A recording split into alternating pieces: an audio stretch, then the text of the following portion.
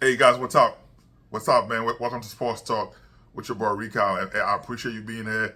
Listen, man, I appreciate the love, man. I appreciate even you watching and the comments, all the stuff. I love it. Please comment. I will respond to you, and please, man, subscribe and like, subscribe and share. I appreciate it, man. This is the only way I could grow the channel to get 1 billion subscribers. I'm trying my best. I'm trying and I hope you'll be able to help me get there. Um, Again, man, we're gonna go straight through it, man. The Buffalo Bills, you trade Stefon Diggs. I think that by trading Stefon Diggs, you put them in it's a huge deficit for Josh Allen, and I know that the Buffalo Bills fans are gonna get mad at me for saying this. They're gonna say, "Rico, you're a hater because you're a Jets fan." But as a Jets fan, I'm not gonna put a. This is not bias. This is facts right now. In 93 games, Josh Allen, he's 63 and 30. Those are big boys numbers. Those are top shelf, top notch numbers. In 93 games, he's been lights out, right? 63 and 30. Those are big numbers in 93 games. But I've said before, Josh Allen's a mediocre player, mediocre quarterback. I know the fans went crazy at me for saying that a couple videos. I think it was last year or whatever I said it. A couple people have been super mad at me for saying that Josh Allen's a mediocre player, mediocre quarterback, again manager. And I know with 93 games being 63 wins, with 93 games, 63 wins and 30 losses. So it doesn't show that, but you gotta look at the eye test, right? Those were Stefon Diggs. Stefon Diggs, everywhere he's been, he always made the quarterback better, right? For everywhere he's been, he always make the quarterback better. That's Stefon Diggs. The kid is lights out. You get a premier top shelf wide receiver that's giving you 1,000 yard plus, and multiple touchdowns. You know what I mean? So if when you have a player of that caliber right now, trading him to the Texans, the Texans, they're already a dangerous team. As a Jets fan, now I'm not even excited to. Before, I'm not saying I was excited before this fate for the Jets to face the Texans, but now this is a different matchup.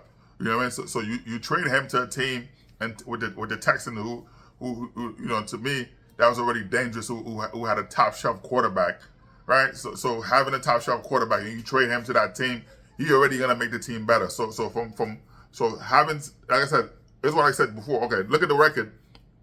And 93 wins, 93 games rather.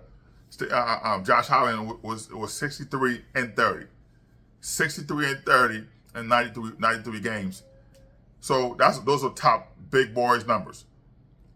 But without Stefon Diggs, Josh Allen is 15 and 13. 15 wins, 13 losses. That's 2 games above 500. Those are mediocre numbers. Those are Dak Prescott type numbers. No.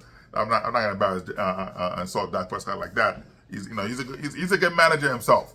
Some games Dak Prescott looked like lights out. He looked like this is him. MVP type numbers.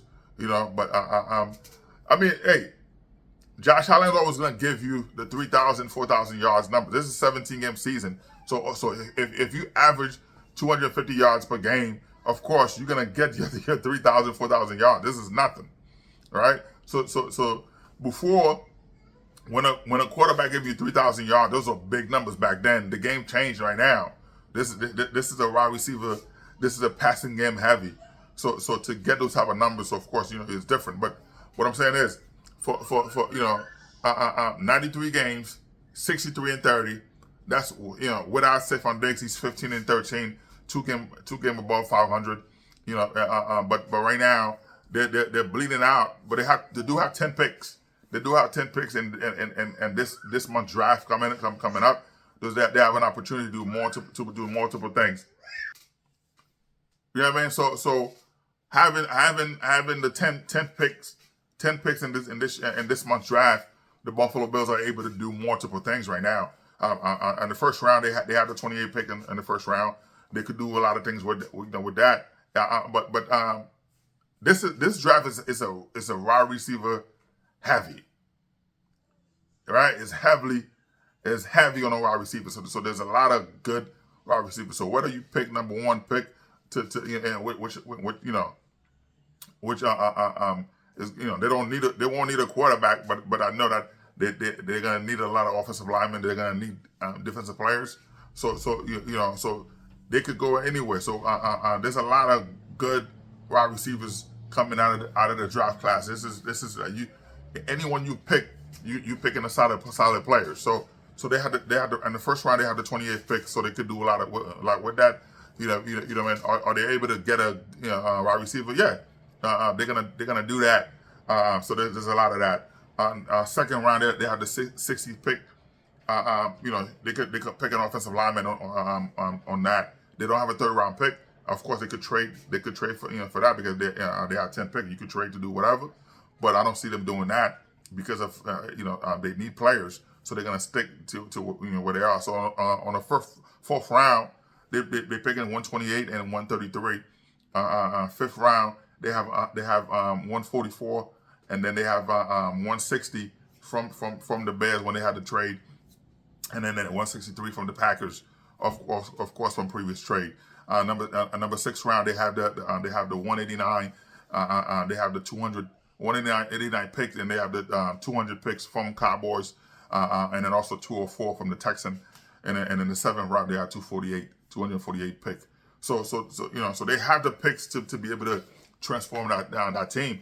But when you look at an AFC, not because I'm a Jets fan, of course I'm excited when these teams, this is the time if the Jets stay healthy, right? If no injuries, nothing happened with Aaron Rodgers, who's gonna play with the team for another 3 to 4 years with the team, so the Jets themselves don't have to worry about getting a quarterback in the first round, so they could wait later round, to do that, to get somebody that they can develop.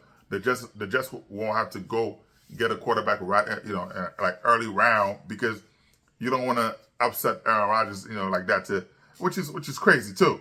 You know what I mean? But I don't see the Jets doing that. So they have the players to be able to do that. So if the Jets stay healthy, Aaron Rodgers stay healthy, I can see the Jets dominating in that division. The Jets will be the number one in that division. They will battle with Miami. Miami sometimes have the edge, but having Mike Williams there, I don't know. Like I said, Mike Williams will not be able to. He'll be ready in week 1. Barons, something might happen, but who knows? But the Jets could pick, Rome in that draft. So you pairing one with Garrett Wilson to give him a dual threat at the wide receiver. So and the defense that they just have, the players, offensive line, if everyone stay healthy and they're able to hold and play well together, yeah, I do see the Jets being number 1 in the division, and then Miami Dolphins number 2 in the division. And the battle right now, it's gonna be with the New England Patriots and the Buffalo Bills. And I think that looking the way it is,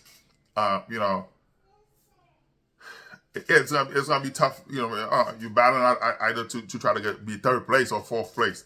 But right now they're in a state of emergency right now with Buffalo Bills. To have a player like that, I understand.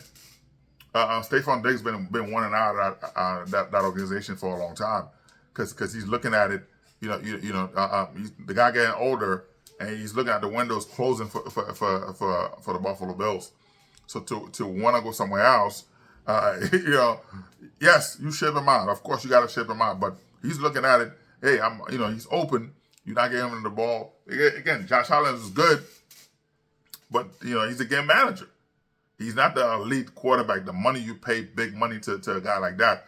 And like I said earlier, out of 93 games, he's 63-30. Again, those are big. Those are MVP type numbers, right? MVP type numbers. So you went, what I mean? He went 30 game over 500, which is big. But you gotta look at the underlying numbers. Without Stefon Diggs, he's 15-13, 15 wins, 13 losses. That's 2 games above 500. those are mediocre numbers. Those are Sam Darnold's type numbers. You know what I mean? Sam Darnold's type numbers. This is not a big quarterback for when you pay big money like that, you paying a guy $30-40 million. You have to deliver, and you haven't done that. Yeah, I know Buffalo Bills fans are gonna come at me with this, but Josh Allen is without Stefon Diggs, he's mediocre. He's a mediocre player. Without Stefon Diggs, Josh Allen is the mediocre player. But with the wide receiver top heavy doing in this draft with the Buffalo Bills having 10 picks, there's a lot they could do with that to give him players. But they lost a lot of players via free agency and so on. So there's a lot of things they need all the picks they can get. They can't afford to do anything else but that. And that's that. Anyway, man, sports talk. Like, subscribe, and share, man. I appreciate the love, and I hope you subscribe. I hope you share the videos. I hope when you come on here, you make your comments. I hope you subscribe, man. All right? Peace out. Sports talk.